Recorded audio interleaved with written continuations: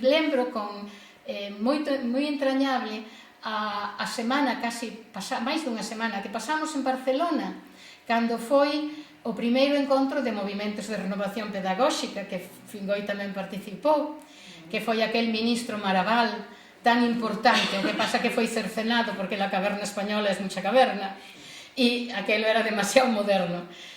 Se parecía a Fingoi, claro, aqueles proxectos que presentaba o ministro Maraval realmente se parecía á metodoloxía de Fingoi.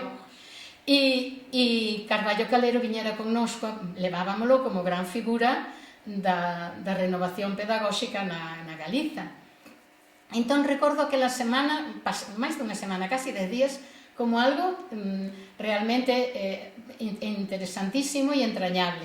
E aí, cando falaban de que cantaba, vaya se cantamos Zarzuela, bailamos a sardana diante da catedral. Era unha persona que tiña dentro moitas cousas. O que pasa que eu diría que era contenido. El era contenido.